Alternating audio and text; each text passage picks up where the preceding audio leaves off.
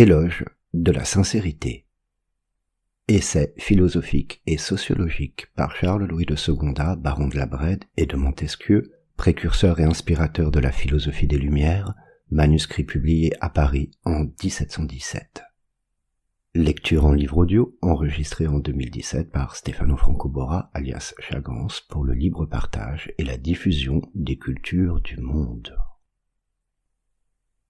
Les stoïciens faisaient consister presque toute la philosophie à se connaître soi-même. La vie, disait-il, n'était pas trop longue pour une telle étude. Ce précepte avait passé des écoles sur les frontispices des temples. Mais il n'était pas bien difficile de voir que ceux qui conseillaient à leurs disciples de travailler à se connaître ne se connaissaient pas. Les moyens qu'ils donnaient pour y parvenir rendaient le précepte inutile. Ils voulaient qu'on s'examinât sans cesse, comme si on pouvait se connaître en s'examinant. Les hommes se regardent de trop près pour se voir tels qu'ils sont, comme ils n'aperçoivent leurs vertus et leurs vices, qu'au travers de l'amour-propre, qui embellit tout, ils sont toujours d'eux-mêmes des témoins infidèles et des juges corrompus. Ainsi, ceux-là étaient bien plus sages qui, connaissant combien les hommes sont naturellement éloignés de la vérité, faisaient consister toute la sagesse à la leur dire. Belle philosophie qui ne se bornait point à des connaissances spéculatives, mais à l'exercice de la sincérité. Plus belle encore, si quelque esprit faux, qui la poussèrent trop loin, n'avait pas outré la raison même, et par un raffinement de liberté, n'avait choqué toutes les bienséances. Dans le dessein que j'ai entrepris, je ne puis m'empêcher de faire une espèce de retour sur moi-même.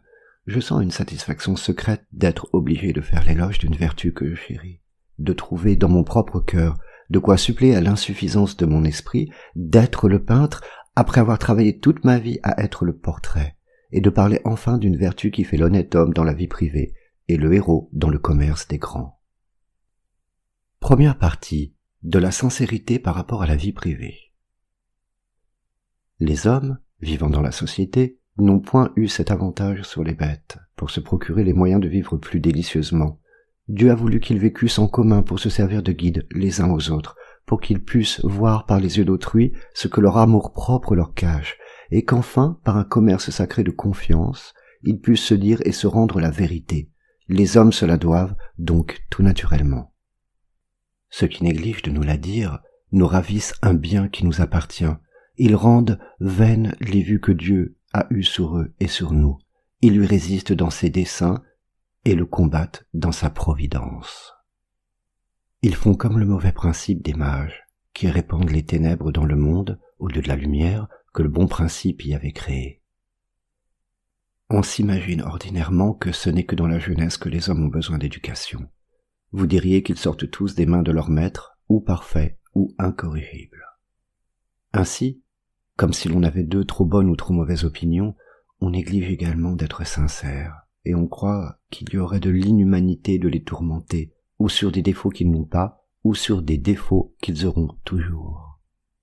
Mais, par bonheur ou par malheur, les hommes ne sont ni si bons ni si mauvais qu'on les fait, et s'il y en a fort peu de vertueux, il n'y en a aucun qui ne puisse le devenir. Il n'y a personne qui, s'il était averti de ses défauts, pût soutenir une contradiction éternelle. Il deviendrait vertueux quand ce ne serait que par lassitude. On serait porté à faire le bien, non seulement par cette satisfaction intérieure de la conscience qui soutient les sages, mais même par la crainte des mépris qui les exercent. Le vice serait réduit à cette triste et déplorable condition où j'ai mis la vertu, et il faudrait avoir autant de force et de courage pour être méchant qu'il en faut dans ce siècle corrompu pour être homme de bien. Quand la sincérité ne nous guérirait que de l'orgueil, ce serait une grande vertu qui nous guérirait du plus grand de tous les vices. Il n'y a que trop de narcisses dans le monde, de ces gens amoureux d'eux-mêmes. Ils sont perdus s'ils trouvent dans leurs amis de la complaisance. Prévenus de leur mérite, remplis d'une idée qui leur est chère, ils passent leur vie à s'admirer. Que faudrait-il pour les guérir d'une folie qui semble incurable?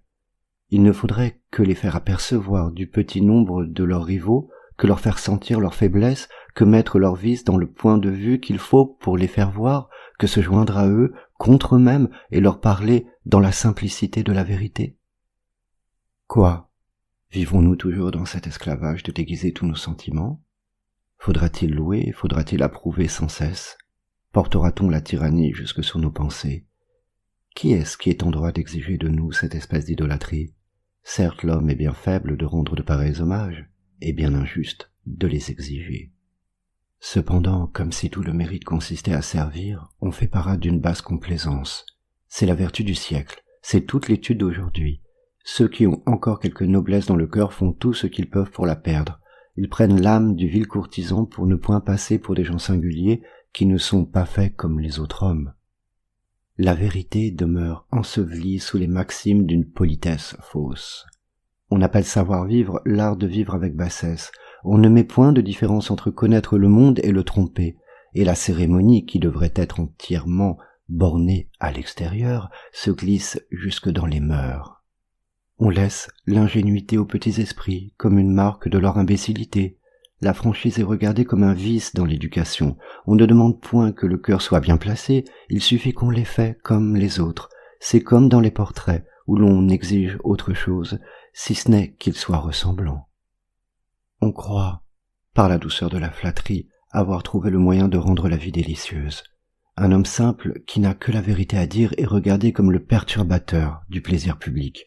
On le fuit parce qu'il ne plaît point, on fuit la vérité qu'il annonce parce qu'elle est amère, on fuit la sincérité dont il fait profession parce qu'elle ne porte que des fruits sauvages. On la redoute parce qu'elle humilie, parce qu'elle révolte l'orgueil, qui est la plus chère des passions, parce qu'elle est un peintre fidèle qui nous fait voir aussi difformes que nous le sommes. Il ne faut donc pas s'étonner si elle est si rare. Elle est chassée, elle est proscrite partout. Chose merveilleuse, elle trouve à peine un asile dans le sein de l'amitié. Toujours séduits par la même erreur, nous ne prenons des amis que pour avoir des gens particulièrement destinés à nous plaire. Notre estime finit avec leur complaisance. Le terme de l'amitié est le terme des agréments. Et quels sont ces agréments? Qu'est-ce qui nous plaît davantage dans nos amis? Ce sont les louanges continuelles, que nous levons sur eux comme des tributs? D'où vient qu'il n'y a plus de véritable amitié parmi les hommes, que ce nom n'est plus qu'un piège qu'ils emploient avec bassesse pour se séduire? C'est, dit un poète, parce qu'il n'y a plus de sincérité. En effet, ôter la sincérité de l'amitié, c'est en faire une vertu de théâtre, c'est défigurer cette reine des cœurs, c'est rendre chimérique l'union des âmes, c'est mettre l'artifice dans ce qu'il y a de plus sain et la gêne dans ce qu'il y a de plus libre. Une telle amitié, encore un coup, n'en a que le nom, et Diogène avait raison de la comparer à ces inscriptions que l'on met sur les tombeaux, qui ne sont que de vains signes de ce qui n'est point. Les anciens, qui nous ont laissé des éloges si magnifiques de Caton, nous l'ont dépeint comme s'il avait eu le cœur de la sincérité même. Cette liberté qu'il chérissait tant ne paraissait jamais mieux que dans ses paroles. Il semblait qu'il ne pouvait donner son amitié qu'avec sa vertu.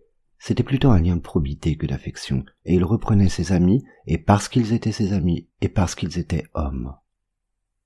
C'est sans doute un ami sincère que la fable nous cache dans ses ombres, lorsqu'elle nous représente une divinité favorable, la sagesse elle-même, qui prend soin de conduire Ulysse, le tourne à la vertu, le dérobe à 1000 dangers, et le fait jouir du ciel, même dans sa colère. Si nous connaissions bien le prix d'un véritable ami, nous passerions notre vie à le chercher. Ce serait le plus grand des biens que nous demanderions au ciel, et quand il aurait rempli nos vœux, nous nous croirions aussi heureux que s'il nous avait créés avec plusieurs âmes pour veiller sur notre faible et misérable machine. La plupart des gens, séduits par les apparences, se laissent prendre aux appâts trompeurs d'une basse et servile complaisance. Ils la prennent pour un signe d'une véritable amitié et confondent, comme disait Pythagore, le chant des sirènes avec celui des muses. Ils croient, dis-je, qu'elle produit l'amitié, comme les gens simples pensent que la terre a fait les dieux, au lieu de dire que c'est la sincérité qui l'a fait naître comme les dieux ont créé les signes et les puissances célestes. Oui, c'est d'une source aussi pure que l'amitié doit sortir, et c'est une belle origine que celle qu'elle tire d'une vertu qui donne la naissance à tant d'autres. Les grandes vertus, qui naissent, si je l'ose dire, dans la partie de l'âme la plus relevée et la plus divine, semblent être enchaînées les unes aux autres. Qu'un homme ait la force d'être sincère, vous verrez un certain courage répandu dans tout son caractère. Une indépendance générale, un empire sur lui-même égal à celui qu'on exerce sur les autres. Une âme exempte des nuages de la crainte et de la terreur. Un amour pour la vertu, une haine pour le vice, un mépris pour ceux qui s'y abandonnent. D'une tige si noble et si belle, il ne peut naître que des rameaux d'or. Et si, Dans la vie privée, où les vertus languissantes se sentent de la médiocrité des conditions, où elles sont ordinairement sans force parce qu'elles sont presque toujours sans action, où faute d'être pratiquées, elles s'éteignent comme un feu qui manque de nourriture. Si, dis-je, dans la vie privée, la sincérité produit de pareils effets, que sera-ce dans la cour des grands? Seconde partie, de la sincérité par rapport au commerce des grands. Ceux qui ont le cœur corrompu méprisent les hommes sincères, parce qu'ils parviennent rarement aux honneurs et aux dignités, comme s'il y avait un plus bel emploi que celui de dire la vérité, comme si ce qui fait faire un bon usage des dignités n'était pas au-dessus des dignités mêmes. En effet, la sincérité même n'a jamais tant d'éclat que lorsqu'on la porte à la cour des princes, le centre des honneurs et de la gloire. On peut dire que c'est la couronne d'Ariane qui est placée dans le ciel. C'est là que cette vertu brille des noms de magnanimité, de fermeté et de courage. Et comme les plantes ont plus de force lorsqu'elles croissent dans les terres fertiles, aussi la sincérité est plus admirable auprès des grands, où la majesté même du prince, qui ternit tout ce qui l'environne, lui donne un nouvel éclat. Un homme sincère à la cour d'un prince est un homme libre parmi des esclaves. Quoiqu'il respecte le souverain, la vérité dans sa bouche est toujours souveraine, et tandis qu'une foule de courtisans est le jouet des vents qui règnent et des tempêtes qui grondent autour du trône, il est ferme et inébranlable, parce qu'il s'appuie sur la vérité, qui est immortelle par sa nature et incorruptible par son essence. Il est, pour ainsi dire, garant envers les peuples des actions du prince. Il cherche à détruire, par ses sages conseils, le vice de la cour, comme ces peuples qui, par la force de leur voix, voulaient épouvanter le dragon qui éclipsait, disait-il, le soleil. Et comme on adorait autrefois la main de Praxitèle dans ses statues, on chérit un homme sincère dans la félicité des peuples qu'il procure et dans les actions vertueuses des princes qui l'animent. Lorsque Dieu, dans sa colère, veut châtier les peuples, il permet que des flatteurs se saisissent de la confiance des princes, qui plongent bientôt leur état dans un abîme de malheur.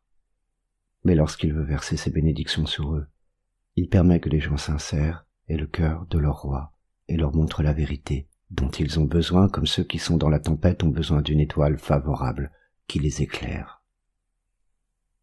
Aussi voyons-nous, dans Daniel, que Dieu, irrité contre son peuple, met au nombre des malheurs dont il veut l'affliger, que la vérité ne sera plus écoutée, qu'elle sera prosternée à terre, dans un état de mépris et d'humiliation. Et prosternetur veritas in terra.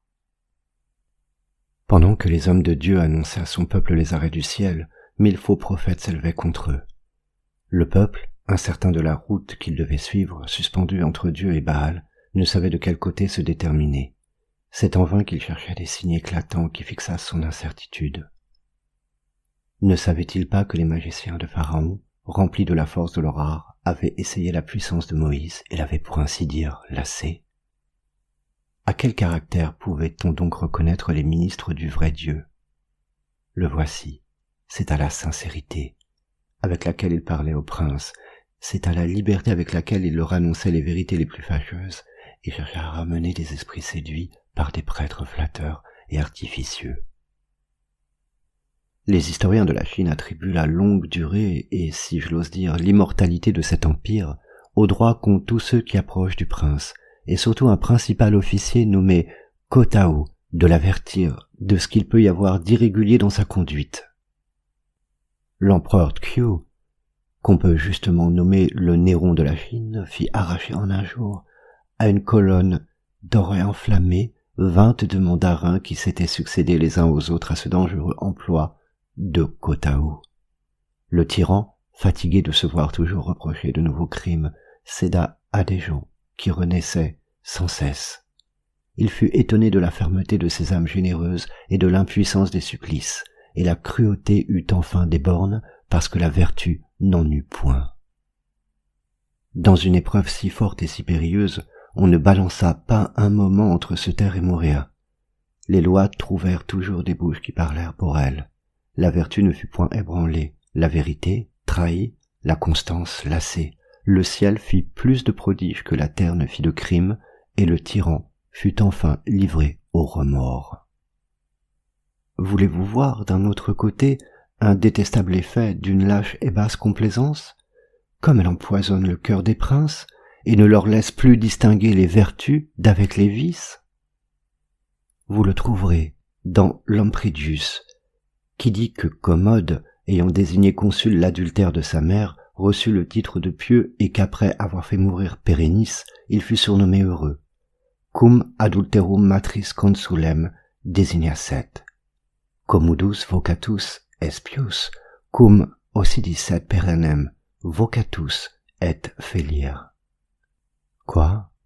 Ne se trouvera-t-il personne qui renverse ces titres fastueux, qui apprenne à cet empereur qu'il est un monstre, et rende à la vertu des titres usurpés par le vice? Non. À la honte des hommes de ce siècle, personne ne parla pour la vérité.